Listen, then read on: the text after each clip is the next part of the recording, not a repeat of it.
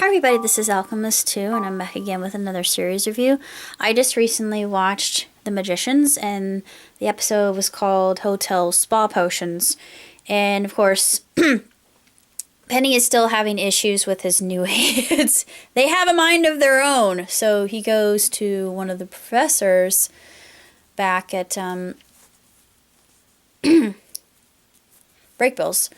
And what's interesting is she fixes them and they have kind of a chemistry together, and she says, well, in your position I don't think that you're even able to bargain. And of course Penny uses his charm and he says, try me. I thought, oh dear.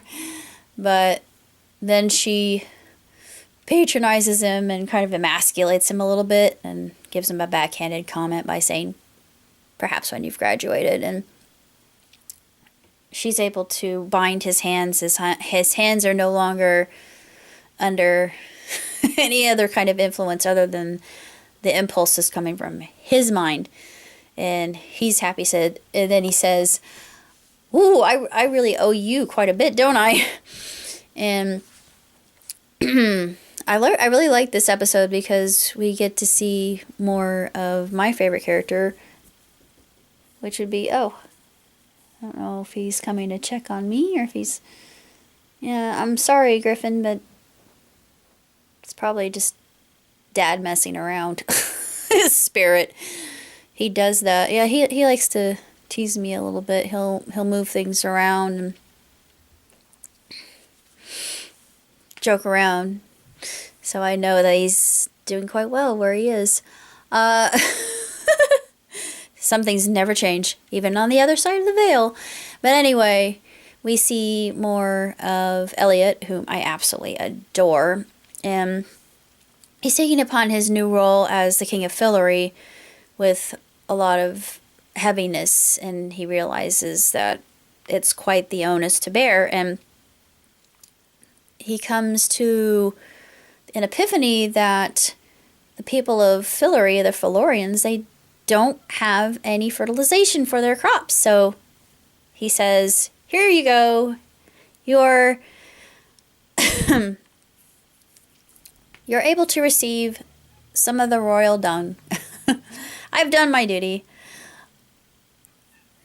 Let us go forth, lads, while the farmers get about their business. And I thought, well, at least he was kind about it. At least he didn't call it something else. He did earlier. He was speaking very frankly, but that's just the way he is. And, of course, Jules is still with Renard. The only reason that she's with Renard is so they can get back at Chatwin. Or Chatwin, sorry. I keep calling him the wrong name, but it's Martin Chatwin. And Harold realizes that the armory has little next to nothing to help them in their quest. And they've been fooled by the pixies. I thought, yeah, pixies are like that. They're very, very, very insidious and not to be trusted. The Fae folk just steer clear. But it's intriguing to see his significant other coming back, and she's very frank about her sex life with him, and it makes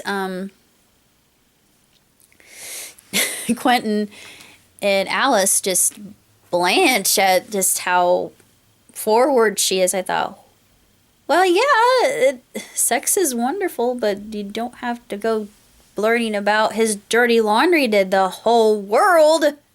Jeez, lady, keep a lid on that. Good Lord, this isn't Jerry Springer or Maury Povich. But anyway, that part was funny. I really enjoyed it, even though it was very awkward. It was so satisfying. And like I said, just to see Eliot with his wife and him becoming more to the manner born, as it were, and becoming more comfortable with that and realizing that he can't leave Fillory. But, yeah, that would really stink. And then we've got Quentin on the other side in Breakbills, and Harold and the staff, the faculty of Breakbills, are teaching them battle magic. Well, actually, It was the idea of his significant other. And then they get some more sealing insignias or tattoos, and Quentin's watching one of his friends receive, and it's extremely excruciating to watch. I thought, and he says, well, now you won't be able to get buried at a Jewish cemetery. I thought, precisely! And I'm Jewish German, but the idea of a tattoo, even though I would want one, just doesn't interest me in the slightest. I would just, I'm going to be cremated, so what's the point? Anyway, I'm not going to get one just because I don't deal with pain well. But they get this demon-like creature from the, Professor Lee pulls out this demon creature, and one of them receives it, and it's actually Quentin that receives it, and it buries into his back and causes him unimaginable agony, and you just see him writhing and screaming, and I thought, well, it's a fire demon, so why wouldn't it be? I thought, ooh, well, everybody's going to receive one of those, and they will respond only to their owners, which I thought, oh, that's interesting, but why? I mean, why does it have to be that way? Well, yeah, makes sense. All in the world of the magicians. But I really enjoyed this episode. It just made you hate Renard even more, and I understand where Jules was coming from, and when Mariah came, I thought, oh dear, something's going to happen, but she couldn't stop him, and she had to go back to break bills, and Harold said, I'm letting you go, but he was so cruel. I mean, I almost hated Harold. I thought, why am I disliking Harold so much? But he did this out of protecting her. But she said, the knowledge in and of itself will kill me. I thought, yeah, all that information and knowing what you do know in the normal world will drive you to insanity. And they actually talk about that in the books quite a bit more of the second book and the third book than the first book in the series, which is ultimately fascinating and very depressing. But it's almost like if you have a person with synesthesia coming up to a person like myself and trying to explain the world the best way they know how and the way that they actually perceive it, and then to me, who's relatively normal, I'm an empath, and I can feel things I wish I didn't feel, but I wouldn't want it any other way. It's a very unique experience in and of itself, and it's very, very meaningful. And I appreciate that I'm more sensitive than most people, but it has, believe me, it has its days. But very, very impressive episode, and it brought forth a lot more tension between Renard and Jules, and we all know where that's coming from. The guy is a prick, excuse my French. There's no other word for it, but what's interesting is that even though I hate him, he came off so unbelievably suave and charming in this episode. I mean, I couldn't help but like him. I thought, why am I liking Renard? I despise this man, or I should say this entity. He's not a man. He's a creature.